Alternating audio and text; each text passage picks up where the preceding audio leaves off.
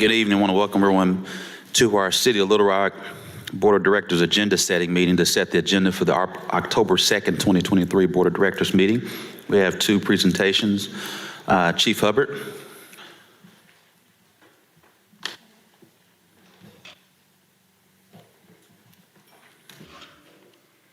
Good afternoon, Mayor. Do you have the proclamation?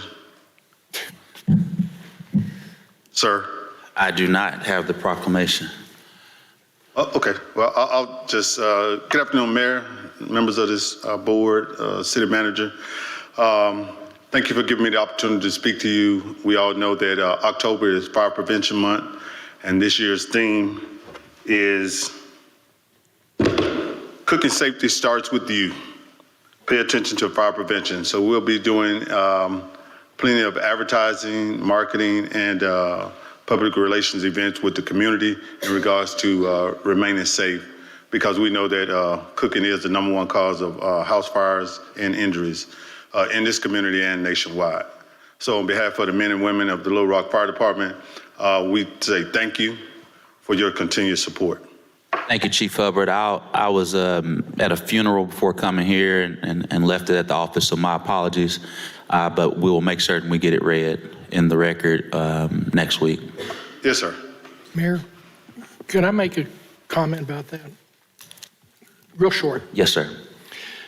Chief, Little Rock has an aging population and has had it for some period of time. And cooking and forgetting that something's on the stove is what leads to a lot of fires. And one of your fire marshals once told me about something that let me feel better when my mother was at home because she left things on the thing.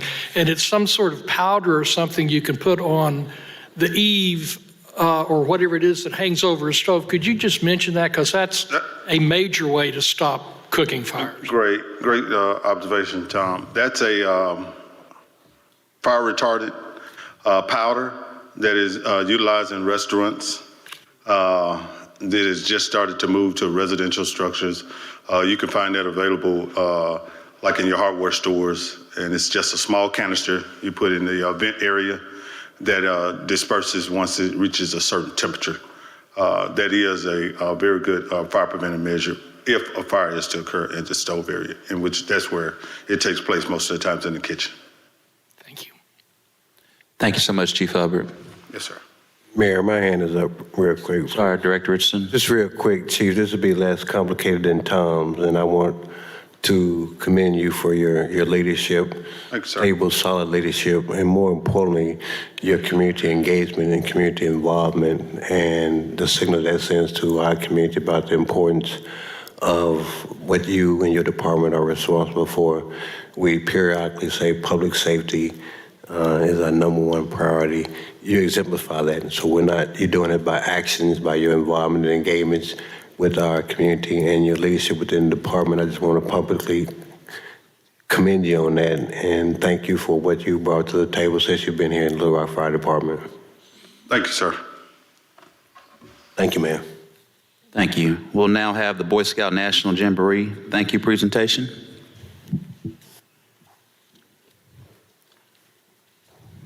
Thank you, Mr. Mayor. Thank you, members of the board. At the National Jamboree, among other things that happen there, happens every 4 years in the United States, 20,000 folks came together, and a lot of the scouts filled out cards that are thank you very appropriately at this time for fire folks and for police. And so we've got a stack of these cards that we want to ask the chiefs to distribute to their folks here in Little Rock. They're for thanking them for doing great jobs in supporting the communities and keeping us safe. And with us, we have members of a Fire Explorer Post. Explorer Post are part of the Boy Scouts of America. It's a career awareness program, and we run all kinds of programs for all different kinds of professions, and we're expanding those programs currently, part of the Boy Scouts of America. And we also have Miss Lily here one of our Cub Scouts, and she's got a stack of these cards also. So we want to thank the police and the firemen for all they do for our communities. And if they can come up and receive these cards to hand out. And I'd like to just take a second and let Cody mention a couple of things that he's gotten out of being in his Explorer post in the Boy Scouts. Good evening. My name is Cody Kuntz. I have been with the Explorer Post since its founding. I've been one of the original 4, and I pretty much dedicated my entire after-school life and even after-job life to this. I really am a person who wants to bring the Post further. I'd like to expand it to other cities and counties, or just whoever would have it for anything having to do with fire-related. I think it's a great way to prevent the issue of retention for most departments, both volunteer and paid. And it's just a good thing. Multiple people who I've talked to, it's quite literally have saved their lives. It's given them a purpose. It's given them a pathway into the future.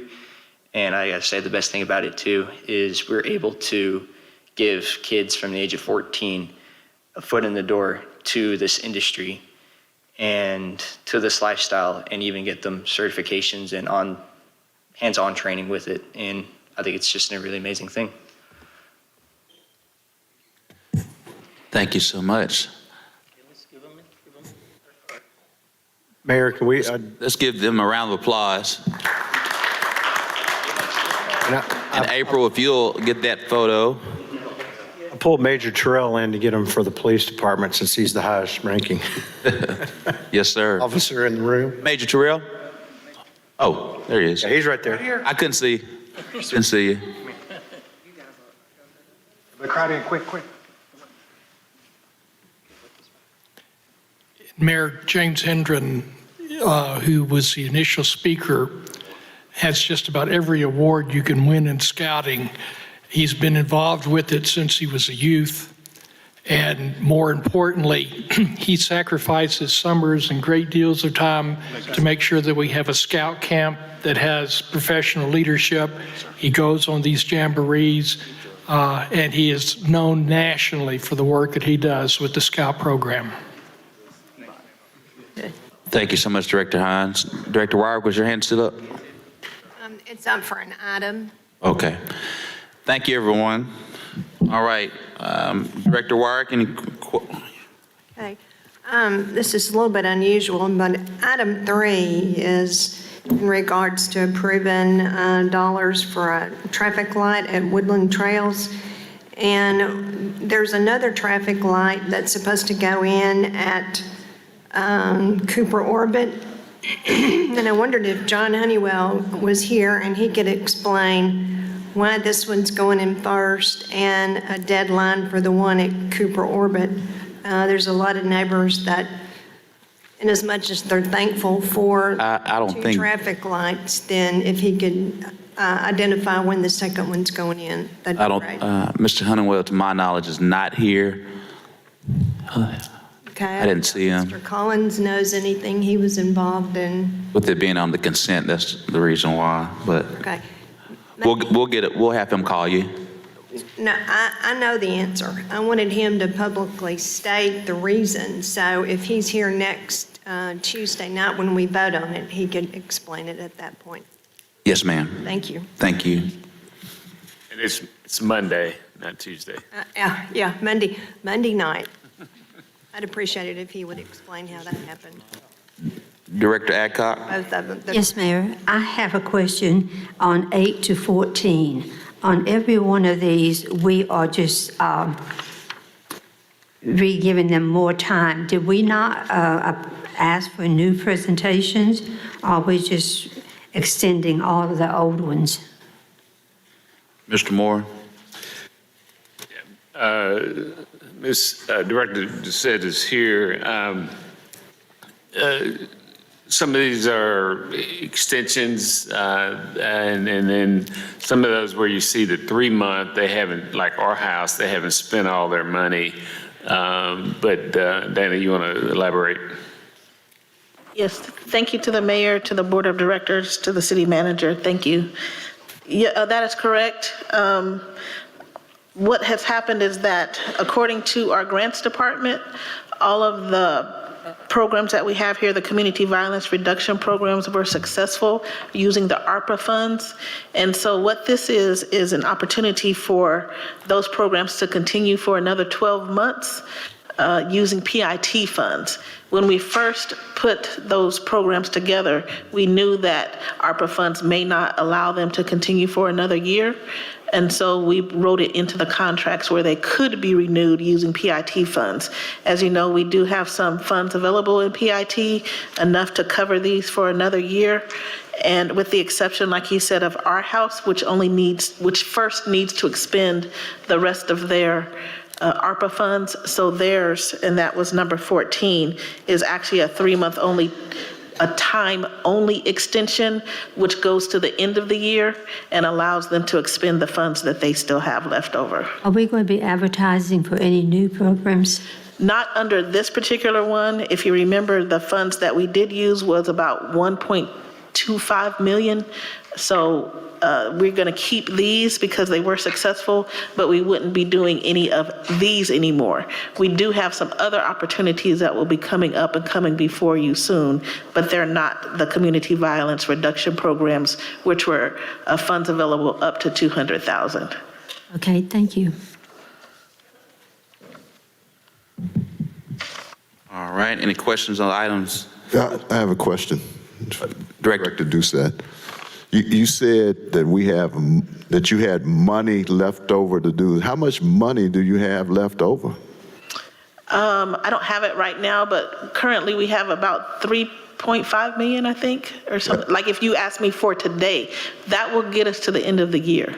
So we do have some funds available left over and enough. So the question that it is that some of those funds are going to be going to that because these are going to be renewed before next year. So if you were to ask me today how much I have left over, it's about that. We're about to use a good portion of it to finish the year. So was that surplus funds that you had over your budget? I wouldn't call it surplus because we do need them. What happens sometimes with our programs is that we don't necessarily use all of them. For example, Our House, they needed more time to be able to expend their funds. So it's still in their account, if you will. So it's kind of like a regular bank account. The money's still in there until it's actually spent, but that doesn't mean that it's not accounted for. Now, I'm not talking about the money that was allocated for them.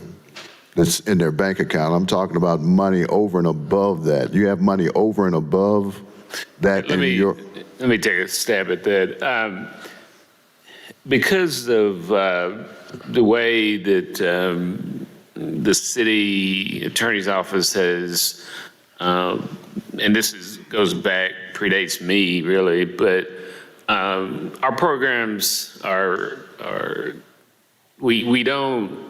they can get some startup money, but they're reimbursements. And so we typically probably have over $1 million to $1.5 million in money that is not spent in PIT. When I was assistant city manager, the board passed a resolution that said that any monies that weren't expended in this category would stay in the category and not go toward the reserve fund or anything else. So that's historically how we've done it. But it's a procedure issue that is daunting in a way, but we set aside $5.5 million in the regular general fund budget, but we typically have probably close to $7 million to spend. And we also use those dollars for our summer jobs program, where we have, before COVID, almost 500 students that we were employing. I think it was a little smaller amount this year, but yeah, I want to gear back up to that number. But that was budgeted for, right? We do budget it because we know there's going to be a surplus. Yeah. You budget because you know it's going to be a surplus. Correct. Okay, all right.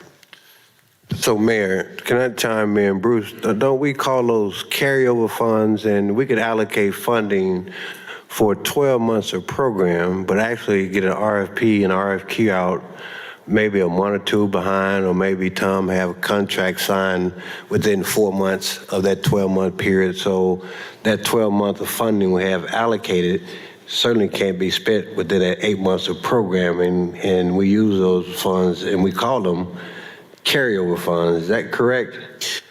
In a sense, but also, In a sense. I think it's important to note that we do allow for startup dollars, as you're aware. So, and we make it retroactive to the beginning of the contract period.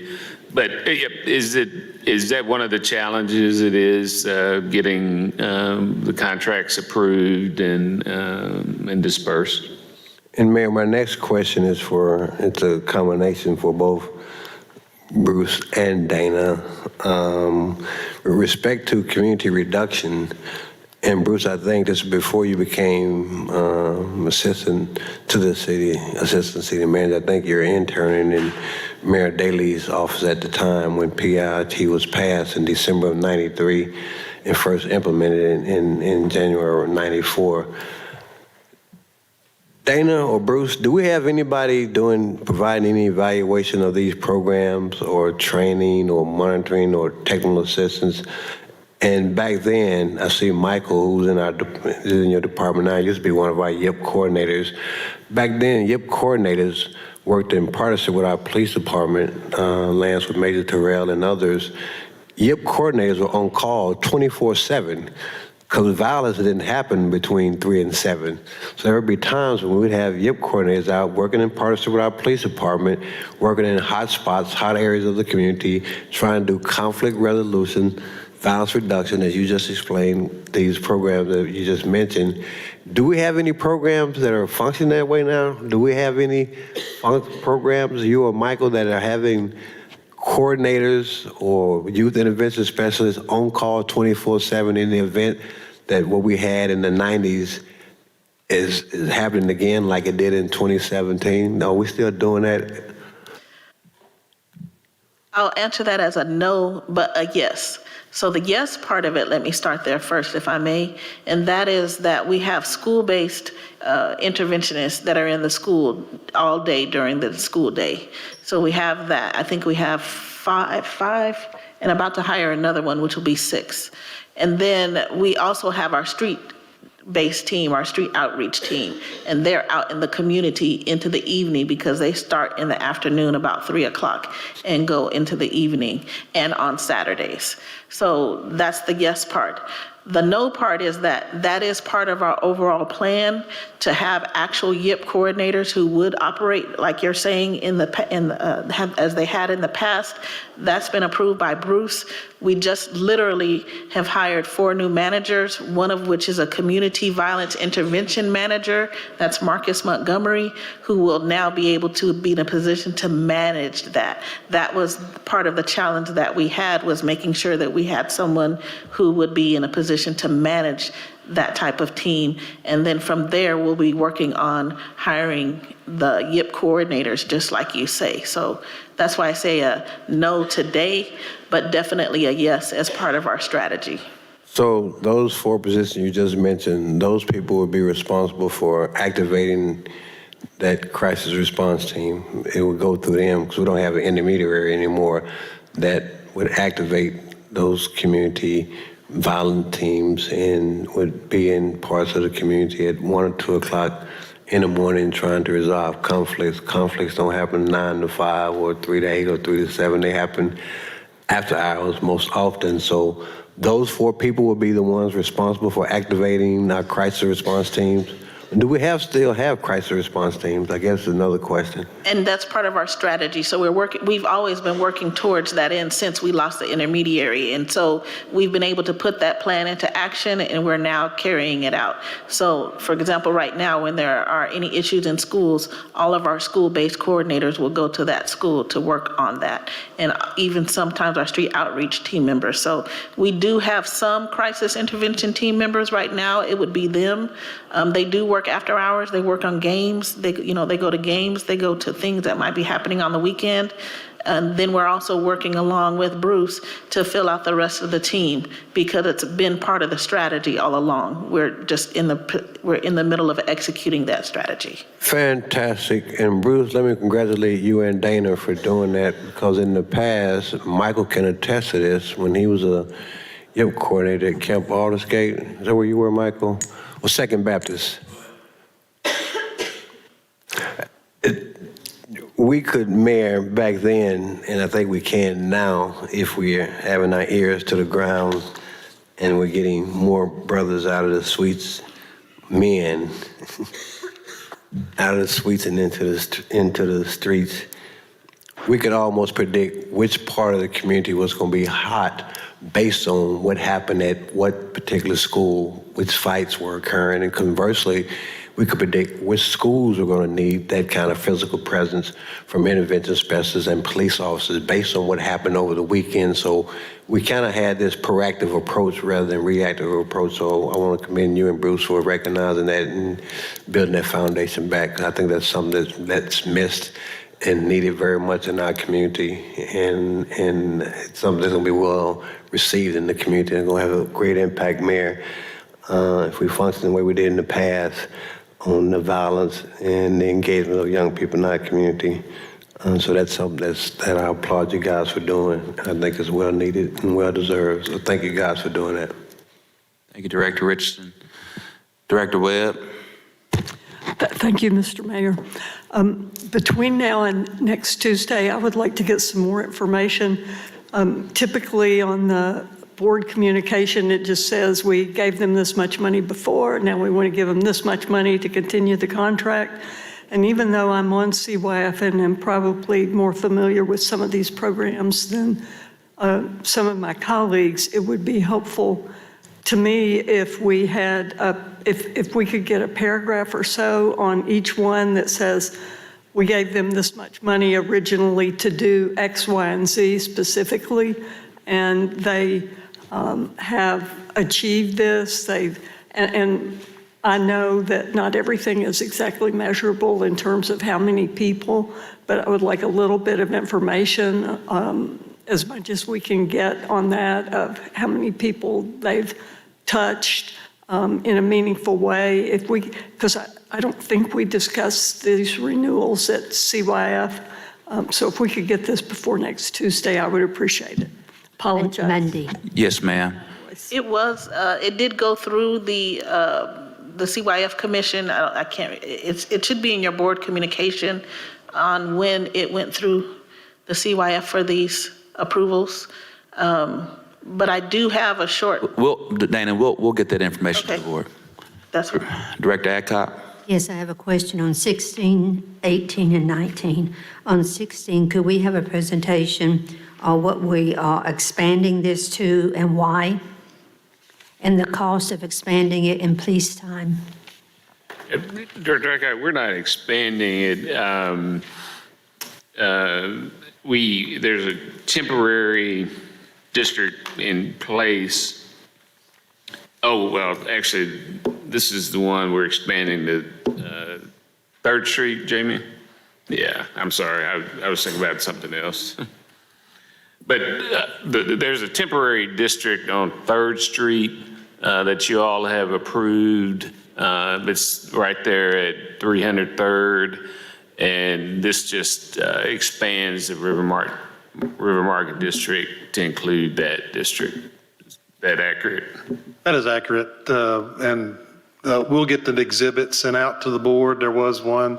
I need to make sure it was uploaded so everybody can see it. But in general, it is 2 blocks from East 2nd So it's just adjacent on the south side of the River Market Entertainment District, going south to East 4th Street, and then it's going to go from Cumberland over to I-30. Hey, that's it right there. So that's about doubling the size of it? Yeah, and currently it is a temporary entertainment district. It does meet the criteria of what you would need to have for a permanent entertainment district. And now, especially with some of the DOT removing some of their infrastructure in place, that would be a good area to add to that. That was a request made of us by several restaurateurs in the area for that did apply for the temporary one. Okay, and what is the cost and police officers for this? That I cannot answer. I could find that out and present that. Okay, I'd like to know how many more officers we're going to take our patrol to put down at the additional River Market. Yes, ma'am. I'll get that answer for you. And Mayor, the 18 is a question for you. When we looked at the HOPE presentation, HOPE, the Public Safety Commission had one sentence. So are you going to give us a new presentation on this, showing us what exactly this is going to consist of, people-wise, as well as what is the purpose of this Public Safety Commission? Yes, ma'am, and you should recall, we've made 2 presentations and we were scheduled to take a vote on it. We pushed to make certain that we could handle some things with MHA, but we've had 2 presentations to the city board. The city board also requested some research to be done on the number of citizen review boards, public safety commissions, and the like. We sent that to the city board, a 17-page document on September the 8th. This city board also requested that this particular ordinance go before CYF for review. CYF did come out of that review with an endorsement of approval for this at the request of you all for making that. And also, Director Adcock, you requested specifically to have a city attorney liaison to be a part of that, and we made that change as well. So every request that the city board has asked for, we've made that change. Okay, could we see what is going to be made up of this commission? How many people from what? Yes, I'll have to find it, but I believe it's 10 to 15 people, but I do know specifically we added one because of your request of the city attorney liaison, as well as the LRPD liaison. That'll be Chief Hilton will make that appointment, and that appointment is going to be the assistant chief of police who deals with patrol operations. Okay. And on number 19, this was on the agenda last week, and then I assumed that it was settled because they left, but I see it's on the agenda again for this coming Monday. So can we know, Mr. Moore, why this, why this is back? Mr. Moore and I've had some conversation. I know Director Hines, I want to give him some kudos as well. I think right now, Mr. Moore, correct me if I'm wrong, and I hasten to use this word, but I'll say this differently. The city attorney is working through some things, and I think that will determine next steps. Is that correct, city attorney? Essentially, the parties have gotten together and agreed upon flows. Now the question is, what types of pipes do they need? And we're trying to get that resolved. Mr. Collins and I are going to talk tomorrow about that very fact. Okay. And final thing, Mr. Mayor, is can we have a report on the progress on all our different funding and what streets have been repaired, what drainage ditches has been repaired and everything? People keep saying they're not seeing things done. Yes, ma'am. You know, we used to have, Bruce, those big signs that said, your dollar's at work and everything. I think we need to look at doing that again because people always then recognize, hey, this is being done. And we're working on, Director Adcock, you're spot on. We'll be doing that with the Renewed Little Rock stuff as it comes out. So we'll agree with you. And also, Director Adcock, to just answer your question, they are 12 people on the Hope Council, reps from each ward, and 6 at large that include the city attorney liaison. And we'll get that to you in an email. Thank you. Thank you. It's not the Hope Council, it's the That's what I was asking her. She asked that question. No, she was asking about the Public Safety Commission, and you said the Hope Council. Oh, thank you for that correction. Thank you. Thank you. All right, any questions? Yep, Mayor. Director, 1 second, Mr. Moore. Director Richard, your hand still up or was it going down? No, sir, sorry, Mayor. Just on the contracts under 50,000, does anybody have any objection to moving forward? Seeing none. Thank you. All right. Members of the board, we do have dinner in the back. Meeting adjourned.